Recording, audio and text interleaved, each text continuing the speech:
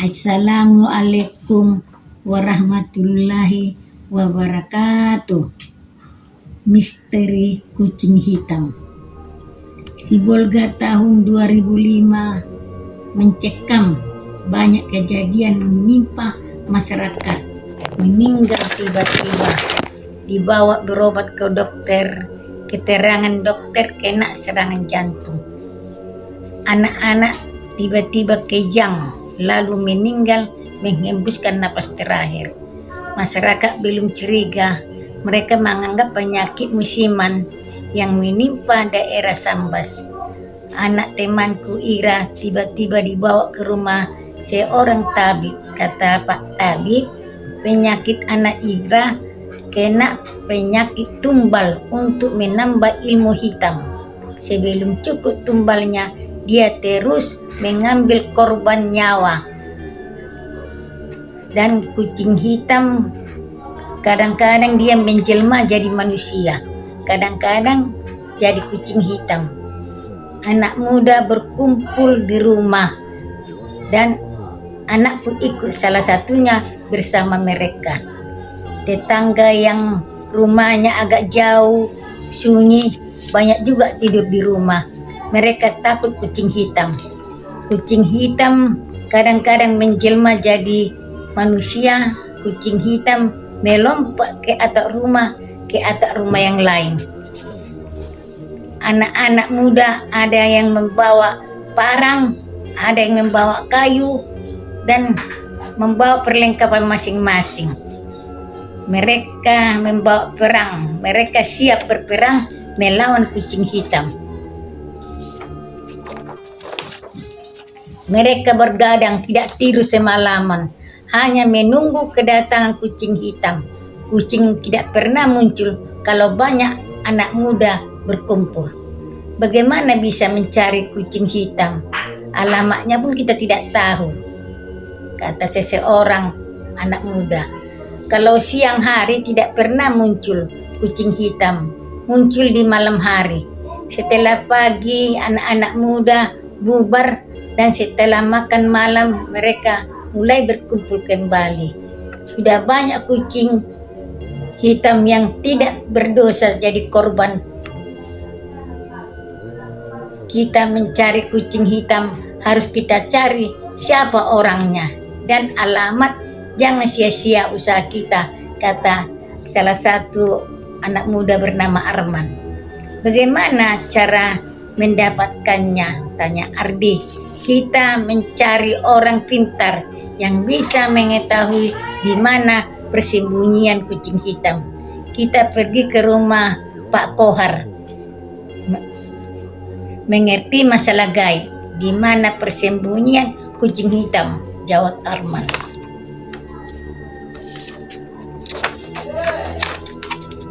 Sampai di rumah Pak Kohar, Assalamualaikum. Waalaikumsalam. Pak Kohar membalas salam Arman dan kawan-kawannya dan mengajak mereka masuk ke dalam rumah, dan mereka masuk ke dalam rumah. Sampai di dalam rumah mereka dipersilakan duduk, dan mereka duduk, dan Pak Kohar bertanya, ada apa gerangan kedatangan ke rumah kami? Arman bercerita, semuanya terjadi di Sambas, masalah kucing hitam. Mendengar cerita Arman, Pak Kohar merenung sebentar dan berkata, jangan jam 3 lewat kalian pergi ke tempat yang kalian curigai. Kucing hitam pulang ke rumahnya. Kalau rumahnya sudah diketahui, siang datang ke rumahnya, ceritakan semuanya masalah yang dicurigai kucing hitam.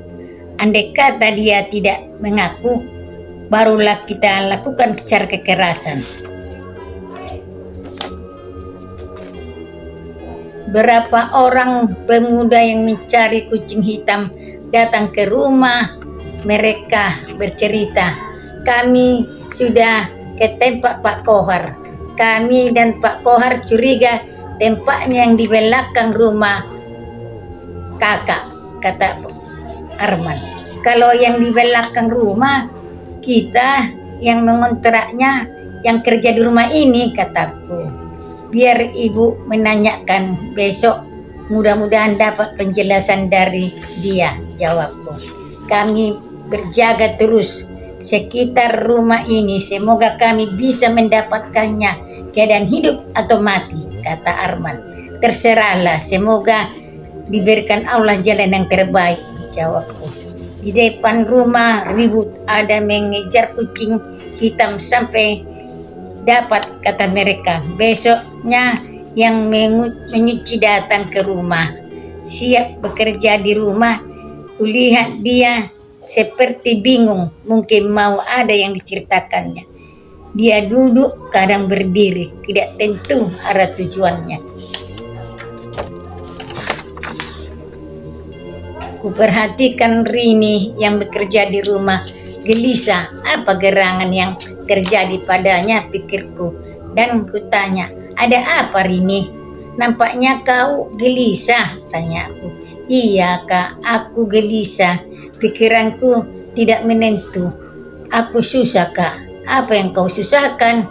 Tanyaku.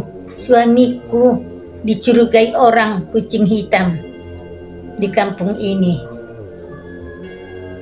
Kucing hitam yang membuat malapetaka di kampung ini. Bagaimana pendapatmu? Menurut kakak, kalau benar ceritanya,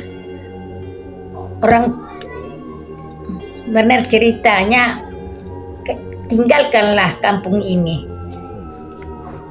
secepatnya. Jangan sempat ada keributan atau pertengkaran di kampung ini. Jangan sampai ada korban. Ingin rasanya aku meninggalkan kampung ini, kak. Sedang utangku sama kakak masih banyak. Kalau masalah utangmu padaku, tidak masalah lah. Cepatlah tinggalkan kampung ini. Uang pegang kami kak tidak ada, ongkos pun tidak ada. Kira-kira berapa lagi cukup uang keberangkatan kalian? Biarlah kakak kasih. Cukup 500.000. Sudah cukup itu kak. Sudah cukup? Iya. Kapan bisa saya ganti kak? Tak usah kau ganti. Pergilah secepatnya. Uang itu pemberian kakak padamu. Cepatlah berangkat. Jangan kalian pergi dari kampung ini sekarang juga. Jangan tunggu malam. Berangkatlah. Terima kasih kak. Kami akan berangkat. Suamiku sudah menunggu di rumah.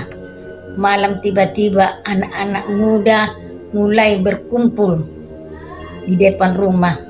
Sudah kami mendatangi rumah yang kami curigai, Bu, tanya Arman. Datangilah dengan perkataan lembut. Jangan main hakim sendiri.